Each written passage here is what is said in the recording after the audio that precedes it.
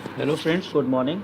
Today I will show you how to create the exams on exam.net. So first we will open the browser and type exam.net. So here two options comes. One for student login, other for teacher login. I have already registered as a teacher. So I am just going to sign in. See, I have signed in. I have here some exams which I have already created. I will show you how to create a new exam. Click the icon new exam over here. Enter the examination name. Suppose I am writing object oriented programming. This is the examination name. Second is no digital exam questions. This option is used when you are there with the students and you are dictating them the questions or handing over the piece of paper. So no examination questions will be filled over here. Just it will be a blank paper. The paper will be hard. Paper will be given on hard sheets. Second option is to use a PDF file. You have to create the question paper, save it as a PDF file, and then you will get an option to upload it over here. Third option is write exam questions. If you are not willing to make a PDF file, you can write the questions here in the area given. As soon as you will select it, you will get an open area. Here you can write the instructions and type the questions and select OK to save it. And if I use PDF file, it will ask me where the PDF is saved and it will upload it. It may take some time due to the network issue. Next is student information. What you want the student should enter after you pass on the examination key. Like if you want the student to should fill first name, last name, email, class, whatever you decide. I hope these are enough. Phone number is in the case of emergency. If the students while given exam faces some problem, you can call him or he can call you. You can have the number.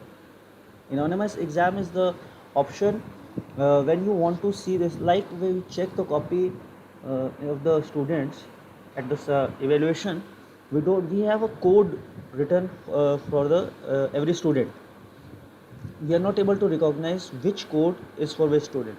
So here anonymized exam gives an option that you will get the answer sheets of the student without having their names. It will be coded. Later on it can be seen which code belongs to whom. No need to use anonymized exam. Writing area is the area in which student will write. This should be always on. Spell checker if you need, yes. Scan handwritten solutions. If your question, if you have given a question which is quite long, it is difficult to type, you can give this option to the students to write it on the paper and scan it on the exam.net portal. So if you put it on, the students will have that option to write it on the paper and scan using the QR code. Accessibility tools, English synonyms, speech synthesis, allow translation, help to convert it to some other language, synonyms. If somebody is having problem in viewing, he can use speech synthesis to read it. We have to remember while using speech synthesis that images and PDF files can be read by the system. Any additional support document you want to add, you can add it over here.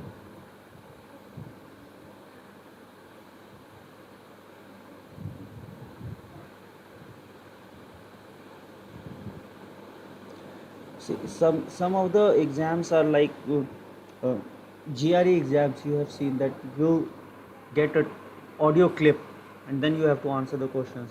So this audio files you have to enter over here.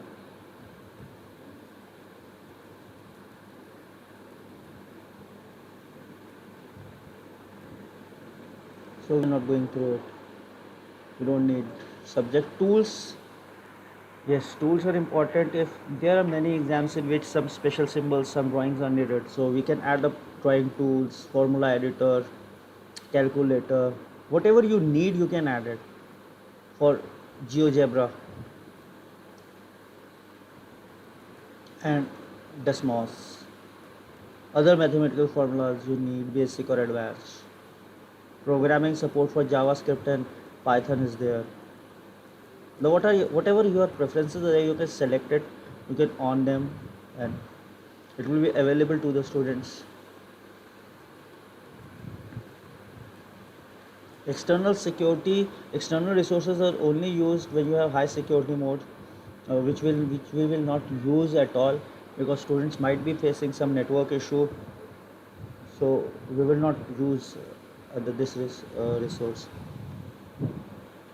High security mode, we should definitely not opt for it, because while giving an exam, if there is some network issue, we won't be able to solve it, and it requires a student to install a software before opening the exam. So we will go with the allow any browser, that is least of the security. Yes, setting for the lower security mode. If the student changes any tab or tries to uh, search something else while giving the exam on the same browser, on the same machine, then there are few options which you can have, that student may require an explanation but unlock immediately. Notify the teacher but don't block the student. Require explanation, wait for 30, 60, 90 seconds, or follow manual lock.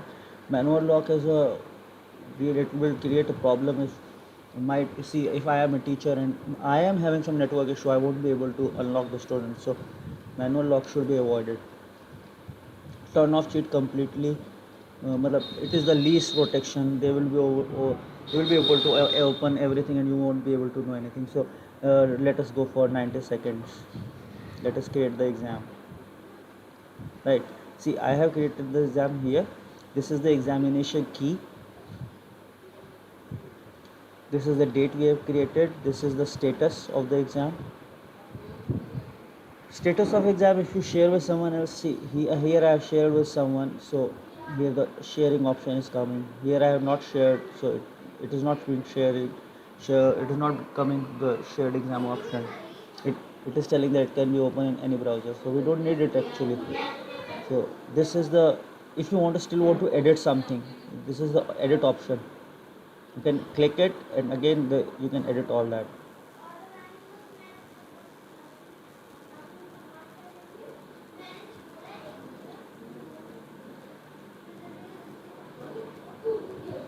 Sometimes there will be a, so what students get, let me tell you what the student will see first. Let us click this, and this is the test person, or a preview of the exam that the students will be seeing. We can check just in case. So let us begin the exam. Here it will be showing the question paper, and here it will be, here the students will be writing something like answer 1, object oriented programming is something dot dot blah blah. Here is the formula sheet from the left hand: calculator, GeoGebra, Desmos, drawing tool, scan option if the students want to write something. So students will need to enter the QR code after they have scanned the option. Scan the solution. They will use the QR option to select that. Teacher chat. If at the time of exam there is some issue, the student can chat to the teacher, provided the teacher is online at that time. That means logged in the exam.net. That is submit exam. If they click submit, the exam will be submitted. No. So here the time comes, the time of the machine which is coming. Here is the percentage of the battery. Now let me show you. We can have some other options also, like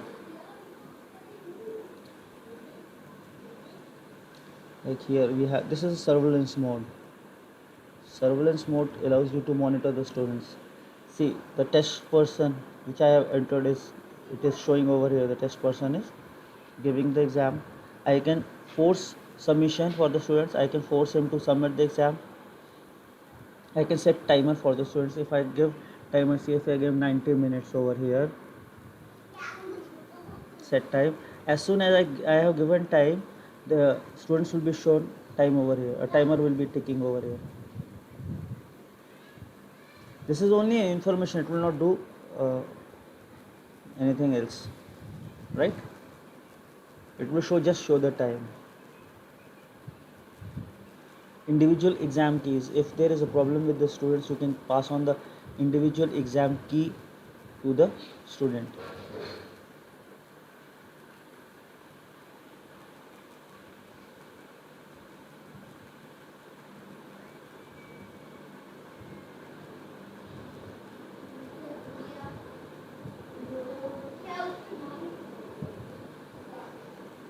I hope you got it.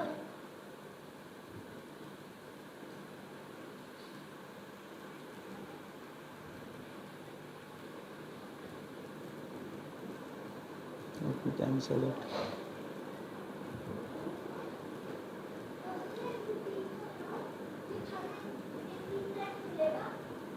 Show examination log. This is what the student was doing during the exam. The log will be created.